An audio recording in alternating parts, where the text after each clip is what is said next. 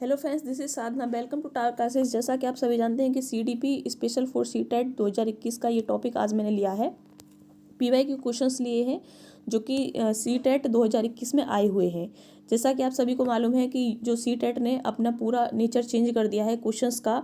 पहले जो पेपर होता था वो ऑफलाइन मोड पे होता था, अभी जो पेपर कराया गया है 2021 से वो ऑनलाइन मोड पे कर दिया है। तो मैंने जो पेपर एनालिसिस किया है सीटेट का और सीडीपी का मेरा सिलेबस है जो कि मैं आपको करा रही हूँ। तो उसमें जो सीटेट ने जो चेंज किया है उसी के अकॉर्डिंग उसी से मैंने क्वेश्चंस लिए हैं और जो एनालिसिस मैंने पेपर्स का किया है उसमें मैं सीडीपी आपको करा रही हूँ। और जो मैंने काफ़ी टॉपिक्स आपको कवर करा दिए हैं, इम्पोर्टेंट टॉपिक्स जो कि सीटेट में और मल्टीपल टीचिंग एग्जाम्स में रिपीटेड होते हैं। तो जिसमें से मैंने आज जो क्वेश्चंस लिए हैं वो मैंने पियाजे, वाइगोत्स्की, कोलबर्ग की थ्योरी से लिए हैं। ऑल्सो जेंडर, इमोशन, सोशलाइजेशन और जो डेवलपमेंट है, चाइल्ड डेवलपमेंट, उस जो टॉपिक मैंने करा दिए हैं उन्हीं से मैंने क्वेश्चंस लिए हैं जो कि सीटेट 2021 में पूछे गए हैं। तो डिस्कशन करते हैं आज का टॉपिक जो क्वेश्चंस हैं पीवाईक्यू 2021 से। तो फर्स्ट क्वेश्चन है हमारा, निम्नलिखित के सामाजिकरण के द्वितीय कारक कौन से हैं। तो सामाजिकरण ये सोशलाइजेशन से लिया गया है, जो मैंने आपको टॉपिक करा दिया था, आप जाके देख सकते हैं। तो ये इसमें जो पूछा गया है, सेकेंडरी एजेंसी सोशलाइजेशन की कौन सी है, सामाजिकरण की द्वितीयक एजेंसी कौन सी है। Books and magazines, immediate family members यानी फैमिली जो होती है बच्चे की, मीडिया एंड स्कूल।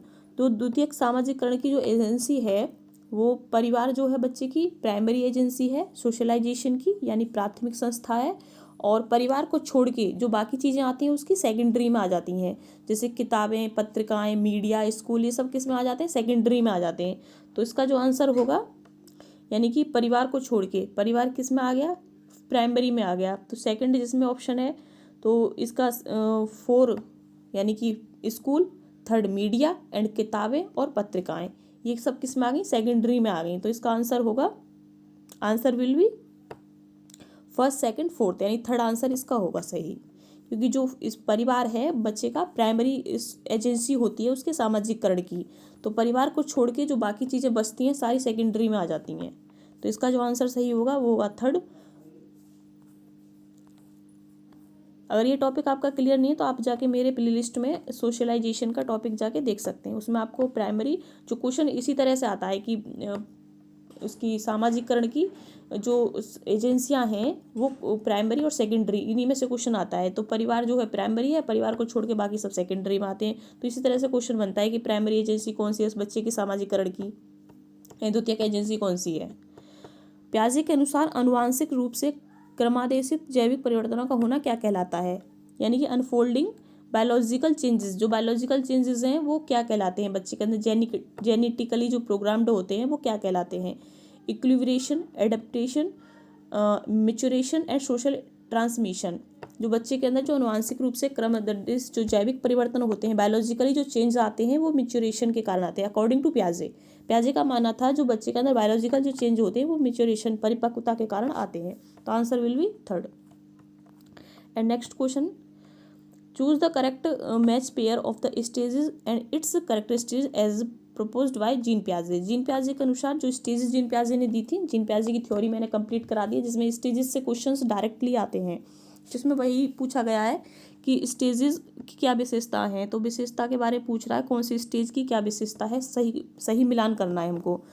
जो पहली है sensory motor engagement in mental manipulations, जो संवेदी चालक अवस्था है उसे मानसिक प्रहस्तन से जूझना। And pre operational development of object permanence, यानी प्री ऑपरेशनल में बच्चे के अंदर वस्तु स्थायित्व आ जाता है। Concrete operational capable of operations but not abstraction. And formal operation unable to mental reserve action. तो संवेदी चालक अवस्था है सेंसरी मोटर जो जन्म से 2 वर्ष की होती है, उसमें क्या बच्चे के अंदर ऑब्जेक्ट परमानेंस आ जाता है। तो मानसिक प्रश्न से जूझना इस तरह की इस स्टेज में नहीं होती बच्चे के। प्री ऑपरेशनल जो होती वस्तु स्थायित्व आता है, तो वस्तु स्थायित्व तो बच्चे के अंदर सेंसरी मोटर में आ जाता है, तो ये भी करेक्ट मैच नहीं है। एंड प्री ऑपरेशन जो स्टेज होती है वो 2 से 7 वर्ष तक की अवस्था होती है बच्चे की। Concrete operational capable of operations but not abstraction. Abstraction मतलब जो अमूर्त चीज़ें होती हैं उन्हें नहीं कर पाता, संचालन की क्रियाएं तो कर पाता है बच्चा, जो कैपेबल है ऑपरेशंस यानी उन्हें कॉन्क्रीट चीज़ों को कर पाता है बच्चा, ऑपरेशनल कर पाता है, संचालन क्रियाएं कर पाता है, लेकिन अमूर्त नहीं कर पाता। जो चीज़ें उसको नहीं दिख रही उनके बारे में नहीं सोच पाता और उनको नहीं कर पाता है बच्चा। एब्स्ट्रैक्ट थिंकिंग इस एज में नहीं आती है। तो ये सही करेक्ट आंसर होगा। ये सही मैचिंग कॉलम है जो कि कॉन्क्रीट ऑपरेशनल स्टेज है पियाजे के अनुसार 7 से 11 वर्ष तक की अवस्था, और बच्चा कैपेबल होता है ऑपरेशंस में बट नॉट एब्स्ट्रैक्शन, अमूर्त में नहीं होता। फॉर्म ऑपरेशन बच्चा अनेबल होता है मेंटल रिवर्स एक्शंस, तो बच्चे के अंदर रिवर्स इस स्टेज में आ ही जाता है, वो तो इसी में आ जाता है कॉन्क्रीट ऑपरेशनल में ही। तो फॉर्मल क्या है, एक एब्स्ट्रैक्ट होती है 11 वर्ष के बाद जो अवस्था मानी है पियाजे के अकॉर्डिंग। तो इस तरह से 4 स्टेजेस दी थी पियाजे ने, sensory motor, pre operation, concrete and formal. तो इसमें जो सही पेयर जो है वो थर्ड वाला है, कॉन्क्रीट ऑपरेशनल। एंड नेक्स्ट, लेबाइगोत्स्की के अनुसार निम्नलिखित में से कौन सा सांस्कृतिक उपकरण के उदाहरण हैं जो हमारे कामकाज में सहायता और परिवर्तन करते हैं। अकॉर्डिंग टू लेबाइगोत्स्की, मानचित्र, भाषा, कैलकुलेटर, स्कीमा। जो स्कीमा की बात जो करते हैं वो पियाजे करते हैं। तो जो इसमें 4 ऑप्शन है वो गलत होगा, क्योंकि जिसमें भी 4 होगा वो गलत ही है। आप अपने उससे भी कर सकते हैं कि स्कीमा जो है इस स्कीमा की कौन बात करता है, पियाजे करते हैं। तो लेबाइगोत्स्की स्कीमा की बात नहीं करते हैं। तो इसका जो आंसर होगा, आंसर विल बी थर्ड, क्योंकि जो लैंग्वेज की बात है, मानचित्र, मैपिंग की, कैलकुलेटर की, लैंग्वेज की बात वाइगोत्स्की करते हैं। तो इसका आंसर होगा थर्ड, फर्स्ट, सेकंड और थर्ड, ये तीनों ही ऑप्शन सही होंगे। और स्कीमा वाला जो ऑप्शन जिसमें स्कीमा वाला दिया है वो गलत होगा।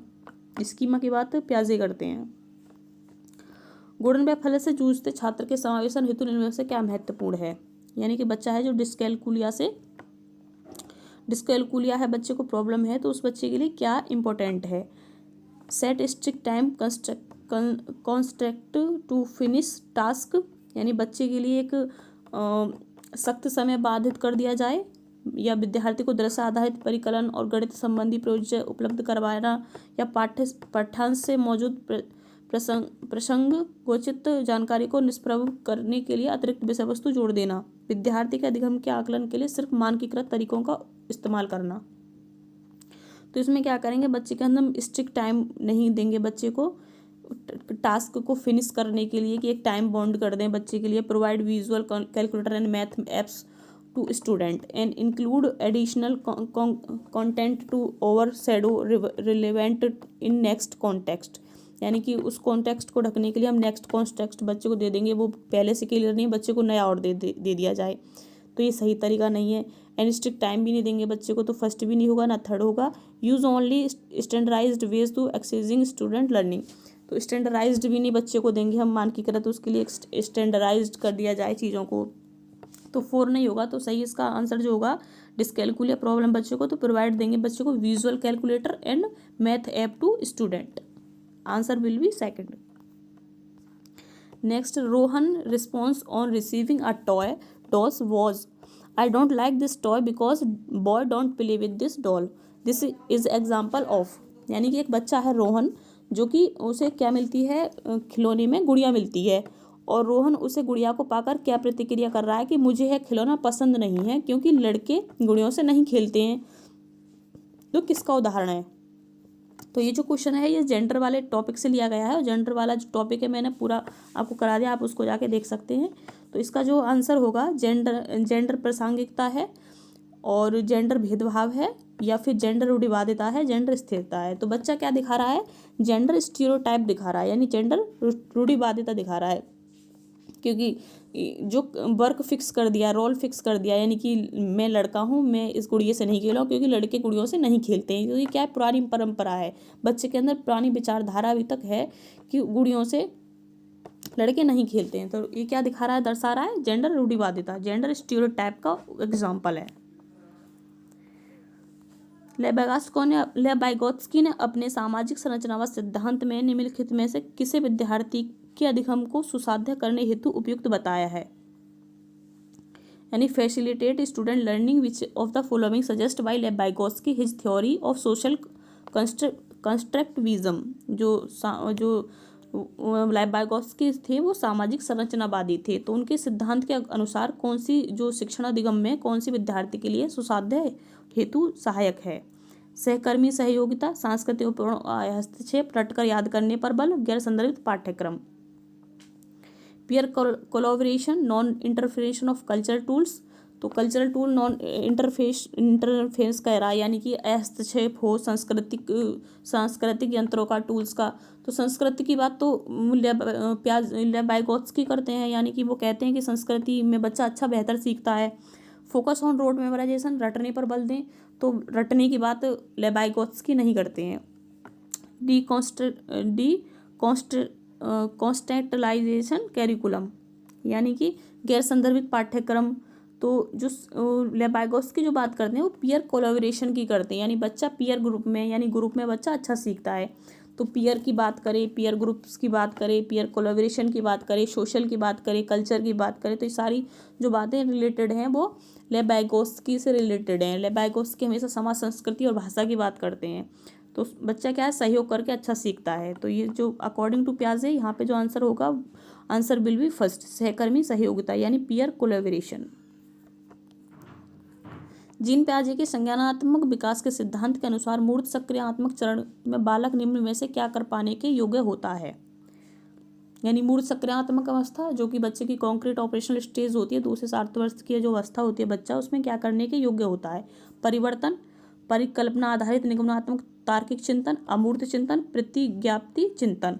तो बच्चा इस स्टेज में क्या करना सीख जाता है, परिवर्तन करना सीख जाता है। यानी बच्चे के अंदर क्या आ जाता है, रिवर्सिबिलिटी का गुण आ जाता है, कि जैसे कि परिवर्तन कर पाता है बच्चा, रिवर्स कर पाता है।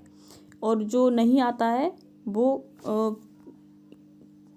परिकल्पनात्मक आधारित निगमनात्मक चिंतन, ये आ जाता है बच्चे के अंदर। ये तो आता है फॉर्मल ऑपरेशन में जाके, जो कि 11 वर्ष से ऊपर की स्टेज है। अमूर्त चिंतन भी उसी स्टेज में आता है, एब्स्ट्रैक्ट थिंकिंग जो आता है, और प्रतिज्ञप्ति चिंतन भी उसी स्टेज में जाके आता है। तो ये जो आता है परिवर्तन, रिवर्सिबिलिटी, यानी पानी बर्फ पानी बन सकता है 7 से 11 वर्ष तक की जो अवस्था है कॉन्क्रीट ऑपरेशनल अकॉर्डिंग टू प्याजे, यानी कि बच्चा रिवर्स कर पाता है चीज़ों को, परिवर्तन कर पाता है। बच्चे को पता है कि ये पानी को बर्फ को पानी चेंज किया जा सकता है, रिवर्स किया जा सकता है। तो रिवर्सिबिलिटी का जो गुण आता है वो कॉन्क्रीट ऑपरेशनल स्टेज में आता है, यानी मूर्त सक्रियात्मक अवस्था में आ जाता है, जो कि 7 से 11 वर्ष मानी गई है। तो प्याजे की जो स्टेजेस हैं, sensory motor, pre operational, operation, concrete and formal, ये जो चारों स्टेजेस जो हैं प्याजे की, इनसे क्वेश्चन डायरेक्टली आता है। लॉरेंस कोलबर्ग के नैतिक विकास के सिद्धांत के सामाजिक व्यवस्था बनाए रखने के चरण निम्नलिखित में से विशेषताएं हैं। पारस्परिकता की समझ, आधार का दंड और सजा से बचने के लिए दूसरों का स्नेह और अनुमोदन प्राप्त करना, कानूनों को बनाए रखने के लिए समाज के प्रत्येक सदस्य का व्यक्तिगत कर्तव्य है। यानी लॉरेंस कोलबर्ग जो नैतिक विकास का सिद्धांत है, मैंने उसकी थ्योरी आपको ऑलरेडी करा दी है। तो इसमें से क्वेश्चन पूछा गया है, सामाजिक व्यवस्था बनाए रखने के लिए किस चरण, यानी कि एक सामाजिक व्यवस्था बनाए रखने के लिए कौन से चरण की विशेषता है। पारस्परिकता की समझ, या फिर अधिकार, दंड और सजा से बचने के लिए, यानी कि पनिशमेंट ओरिएंटेशन जो स्टेज है, जो कि फर्स्ट लेवल की पहली स्टेज ही है कि बच्चा दंड की वजह से कोई काम करता है। दूसरों का स्नेह पाने के लिए गुड गर्ल गुड बॉय, जो कि सेकंड लेवल की थर्ड स्टेज है। दूसरों का स्नेह अनुमोदन पाने के लिए, यानी कि दूसरे मुझे अच्छा समझें, प्रेम पाने के लिए, दूसरों की प्रशंसा पाने के लिए कुछ कर रहा है। और जो फोर्थ ऑप्शन दिया है, कानूनों को बनाए रखना समाज के प्रत्येक सदस्य का व्यक्तिगत कर्तव्य है, यानी कि थर्ड लेवल की 5th स्टेज। तो इसका जो है सामाजिक व्यवस्था बनाए रखने के लिए इसका आंसर होगा 4। सामाजिक व्यवस्था बनाए रखने के लिए क्या जरूरी है कि कानून क्या है, सभी के लिए समाज में प्रत्येक सदस्य का कर्तव्य है कि वो व्यक्तिगत कर्तव्य है कि कानून को बनाए रखे। Ruhi is the short 3 pencils. She observes that pencil A is longer than pencil B and pencil B is longer than pencil C. When Ruhi infers that A is longer than pencil C, which characteristics of Jean Piaget cognitive development is she demonstrating? तो यानी कि वो कह रहा है कि यानी कि रूही एक लड़की है जो कि ये कह रही है कि ए पेंसिल बी से बड़ी है, बी पेंसिल सी से बड़ी है। वो फिर उसके बाद रूही इन्फ्रेंस कर रही है कि जो सी पेंसिल है वो ए से बड़ी है। तो इस तरह से जीन पियाजे के अकॉर्डिंग ये किस तरह का विकास की अवस्था है, किस तरह का बच्चे के अंदर गुण आ गया है।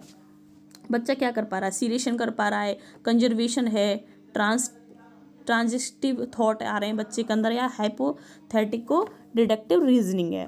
तो जो बच्चे जो कर पा रहा है इस इसका वो क्या कर पा रहा है, सीरिएशन कर पा रहा है, यानी श्रेणीबद्ध कर पा रहा है चीज़ों को, यानी कि कौन किससे बड़ा है कौन किससे छोटा है, यानी बच्चा क्रम में लगा पा रहा है।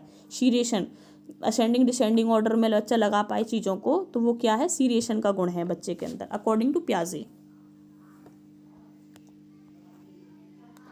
अधोगामी सिद्धांत के निम्नलिखित में से उदाहरण को दर्शाया गया है, यानी प्रोक्सिमो डिस्टल्स जो डेवलपमेंट होता है दो इस तरह से होता है, सेफेलोकॉडल एंड प्रोक्सिमो डिस्टल। तो प्रोक्सिमो डिस्टल्स में क्या होता है, जो डेवलपमेंट होता है वो सेंटर से बाहर की ओर तरफ होता है, और सेफेलोकॉडल में क्या होता है, सिर से पैर की तरफ, यानी पहले सिर विकसित होगा फिर बच्चा बैठना सीखता है, फिर वो चलना फिरना सीखता है। लेकिन जो अधोगामी विकास का सिद्धांत होता है, प्रोक्सिमो डिस्टल्स जो विकास होता है बच्चे का, वो सिद्धांत कहता है कि पहले बच्चे का सेंटर डेवलप होगा फिर बच्चे आउटर की तरफ डेवलप होता है।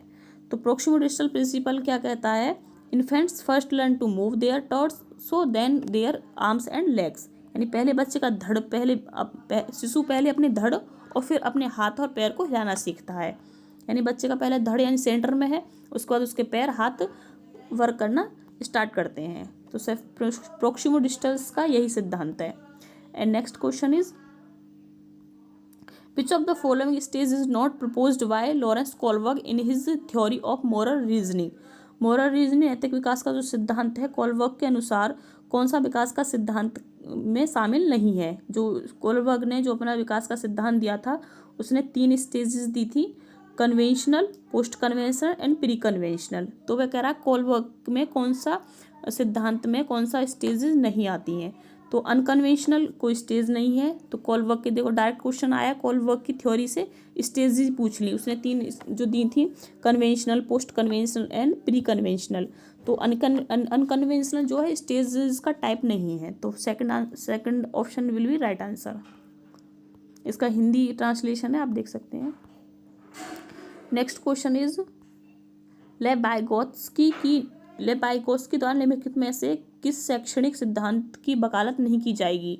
अकॉर्डिंग टू लेबाइगोत्स्की एजुकेशनल जो थ्योरी है उसमें किस तरह की बात नहीं कही गई है। इनाम और दंड का उपयोग, सामाजिक संपर्क को बढ़ावा देना, सहकारी शिक्षा का प्रयोग, बच्चों को सांस्कृतिक साधनों का उपयोग करने के लिए प्रोत्साहन। जो लेबाइगोत्स्की कहते हैं, employ reward and punishment, promote social interactions, use cooperative learning, encourage children to use cultural tools. तो जो लेबाइगोत्स्की की बात करते हैं, किसकी बात करते हैं, सोशल इंटरेक्शन की बात करते हैं, कोऑपरेटिंग की बात करते हैं, पीयर ग्रुप्स में लर्निंग की बात करते हैं, कल्चरल की बात करते हैं। जो जिसमें ये तीनों चीज़ मिलेंगी उसकी बात तो लेबाइगोत्स्की करते हैं।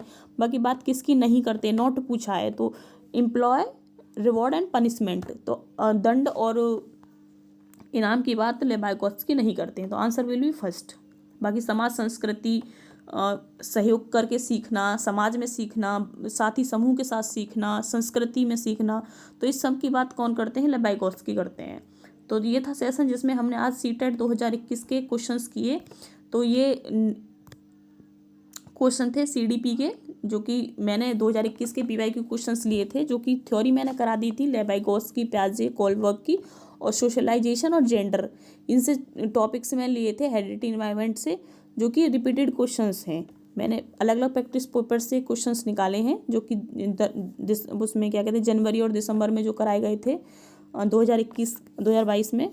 तो ये था कुछ सेशन जो कि आज का रहा, प्रैक्टिस पेपर्स जो कि पीवाईक्यू क्वेश्चंस थे। आप इनको जाके देख सकते हैं, और आपको किसी टॉपिक में डाउट होता है तो आप मुझे कमेंट बॉक्स में पूछ सकते हैं, और आप मेरी प्ले लिस्ट में जाके जो भी आपके थ्योरी क्लियर नहीं है पियाजे, कोलबर्ग, बाइगोत्स्की की, उन्हें जाके आप देख सकते हैं इमोशन, जेंडर एंड सोशलाइजेशन को। तो thanks for watching my video.